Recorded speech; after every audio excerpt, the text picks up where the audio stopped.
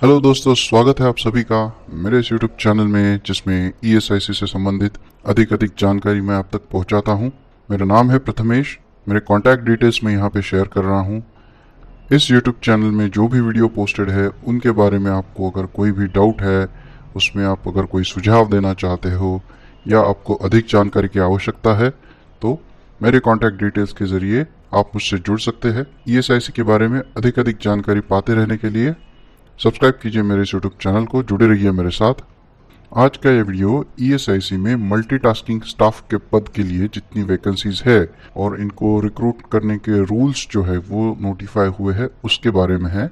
ये भर्ती करने के नियम दिसंबर 2020 में नोटिफाई हो चुके हैं और इसके आधार पे ये अपेक्षा है कि जल्द ही भर्ती प्रक्रिया शुरू कर दी जाएगी। तो इसके बारे में ये वीडियो है। क्या है ये रिक्रूटमेंट रूल्स, इन पदों के लिए उम्मीदवारों की पात्रता क्या होगी, मल्टीटास्किंग स्टाफ के काम क्या होते हैं, उन्हें क्या सैलरी मिलती है और इनकी भर्ती प्रक्रिया कैसे होगी, इन सब चीजों के बारे में हम इस वीडियो के जरिए जानेंगे। तो शुरू करते हैं आज की इस वीडियो से। दोस्तों, जैसे यूडीसी पद के लिए भर्ती प्रक्रिया के रिक्रूटमेंट रूल्स कुछ दिन पहले नोटिफाई किए गए थे, जिसमें 6200 वैकेंसीज है, इसकी जानकारी नोटिफिकेशन में दी गई थी। अब उसके साथ मल्टीटास्किंग स्टाफ के लिए भी लगभग 3100 पदों की वैकेंसी ईएसआईसी में है, इसकी जानकारी इस नोटिफिकेशन में हमें मिल रही है। तो ईएसआईसी में यूडीसी और मल्टीटास्किंग स्टाफ दोनों मिला के 9300 के आसपास पद है,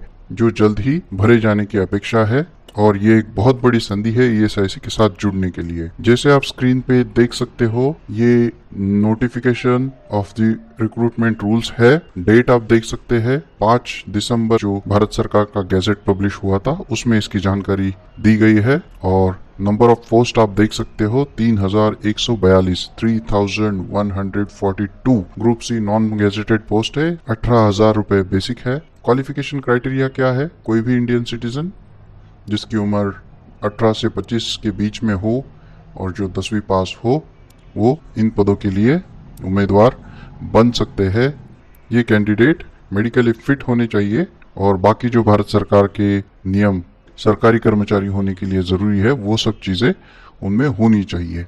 तो उसमें एक पत्नी होना और मेडिकली फिट होना, इन जैसी चीज़ें शामिल है। और भारत सरकार की किसी भी नौकरी में जिस तरह रिजर्वेशन लागू होता है उसी तरह इन पदों में जब भर्ती की जाएगी उसमें भी रिजर्वेशन, जाति निहाय और एक सर्विसमैन का कोटा, इस तरह भर्ती होगी। तो ये बहुकार्मिक कर्मचारी क्या होते हैं? मल्टीटास्किंग स्टाफ जिसे बोला जाता है। ये एक एंट्री लेवल स्टाफ होते हैं जो ईएसआईसी में इनवर्ड आउटवर्ड डाक, फाइल मूवमेंट, रिकॉर्ड मेंटेन करना, रिकॉर्ड का रखरखाव करना, फाइलें कबर्ड में लगाना, ईमेल करना, फैक्स करना, टेलीफोन अटेंड करना, ऑफिस के कमरों को खोलना बंद करना, डेस्क वगैरह साफ करना, गार्डन साफ करना, ये सब चीज़ों में इनको लगाया जाता है। पार्क्स वगैरह अगर ऑफिस की बिल्डिंग में है तो उसकी भी रखरखाव करने के लिए मल्टीटास्किंग स्टाफ को भेजा जाता है साथ में, और बाकी काम जो सुपीरियर अथॉरिटी उनको करने के लिए बोले। तो इस तरह मल्टीटास्किंग स्टाफ का जो कार्य क्षेत्र है बहुत विस्तृत है। जिसका जैसा स्किल है उसके हिसाब से उसे काम पे लगाया जा सकता है। और ज़्यादा डिटेल जानकारी अगर आप प्राप्त करना चाहते हो तो वीडियो के डिस्क्रिप्शन में एक लिंक दिया हुआ है जिस पे अगर आप क्लिक करोगे तो उसमें ईएसआईसी में मल्टीटास्किंग स्टाफ के जो विविध काम है उसका विस्तृत ब्यौरा आप देख सकते हो। और सबसे इंटरेस्टिंग पार्ट, ये सब काम करने के लिए क्या सैलरी मिल सकती है। केंद्रीय कर्मचारियों की जैसी वेतन श्रेणी होती है उसी हिसाब से मल्टीटास्किंग स्टाफ की सैलरी बनती है। मल्टीटास्किंग स्टाफ के वेतन में मूल वेतन, house rent allowance, transport allowance और डियरनेस अलाउंस, ये सब घटक आते हैं। और उसमें डिडक्शन क्या हो सकता है? एक पेंशन के लिए जो न्यू पेंशन स्कीम है उसके तहत जो कटौती होनी चाहिए वो, और प्रोफेशनल टैक्स जैसे जिस स्टेट में लागू है उस हिसाब से कटौती की जाती है। अगर आप अंदाजा लगाना चाहते हो कि मल्टीटास्किंग स्टाफ को कितनी सैलरी मिल सकती है तो ये टेबल आप देख सकते हो। इसमें बेसिक है 18,000। हाउस रेंट अलाउंस जो है भारत सरकार अलग अलग शहरों के लिए अलग अलग हाउस रेंट अलाउंस देती है। एक्स, वाई और जेड क्लास सिटीज में भारत के शहरों को क्लासिफाई किया हुआ है। तो इन शहरों में हाउस रेंट अलाउंस 8%, 16% या 24% हो सकता है। लेकिन भारत सरकार के मानदंडों के हिसाब से minimum house rent allowance Z class cities में 1800 रुपया, वाई क्लास सिटीज में 3600 रुपया और एक्स क्लास सिटीज 5400 रुपीज 5400 रुपया ये तय किया हुआ है। इसीलिए ये मिनिमम अमाउंट है हाउस रेंट अलाउंस की जो मल्टीटास्किंग स्टाफ को मिलती है। ट्रांसपोर्ट अलाउंस मैं ब्रॉडर स्केल में इसको 900 रुपये प्रति माह पकड़ता हूँ और कुछ बड़े शहर जो है उनमें ये 1350 रुपये भी है, लेकिन ये बड़े शहरों के लिए है जो शहर भारत सरकार द्वारा नोटिफाई किए गए हैं हायर ट्रांसपोर्ट अलाउंस के लिए।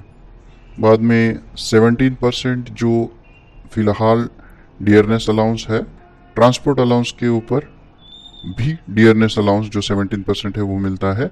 ये सब हो गए टोटल इनकम पार्ट और इसमें डिडक्ट होता है आपका न्यू पेंशन स्कीम के तहत बेसिक और डियरनेस अलाउंस का 10%। तो 17% डियरनेस अलाउंस पकड़ के जो डिडक्शन मैंने कैलकुलेट किया है वो आप देख सकते हो।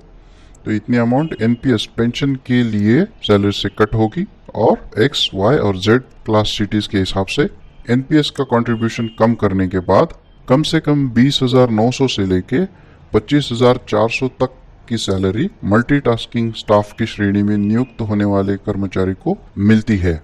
इसमें प्रोफेशनल टैक्स का जो डिडक्शन है वो मैंने नहीं दिखाया हुआ क्योंकि हर एक राज्य में प्रोफेशनल टैक्स का स्लैब और जो टैक्स का अमाउंट है वो अलग अलग हो सकता है, इसलिए मैंने वो यहाँ पे नहीं पकड़ा है। तो प्रोफेशनल टैक्स 200-500 रुपया या नहीं भी होगा तो उस हिसाब से डिडक्ट किया जाता है और ये इन हैंड सैलरी अप्रोक्सीमेटली मैं दिखा रहा हूँ यहाँ पे।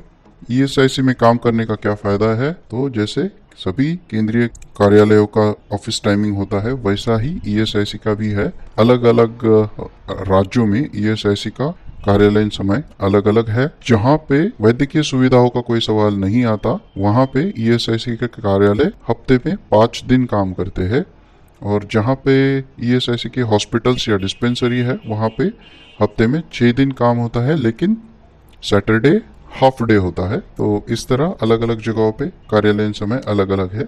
नौकरी के दरमियान हर साल 8 दिनों के लिए आकस्मिक छुट्टी, 1 साल में 20 दिनों का हाफ पे लीव और 1 साल में 30 दिनों की अर्नड लीव, ये सब बेनिफिट मल्टीटास्किंग स्टाफ को सैलरी के अलावा मिलते हैं। तो इस तरह से जब मल्टीटास्किंग स्टाफ ईएसआईसी में ज्वाइन करते हैं तो उनको अपने कार्यालय में काम करना पड़ता है, छुट्टियां इस तरह से मिलती है। इसका मैंने शॉर्ट में आपको ब्यौरा दिया।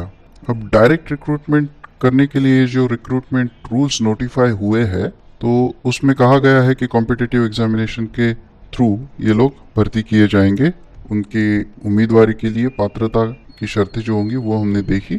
तो ये जो रिक्रूटमेंट नोटिफिकेशन आया है उसके आधार पे भर्ती कब होंगी ये आप सब लोग जानना चाहोगे। तो पास्ट एक्सपीरियंस के आधार पे हम ये कह सकते हैं कि ईएसआईसी मल्टीटास्किंग स्टाफ की रिक्रूटमेंट अलग अलग राज्यों में अलग अलग समय करता है।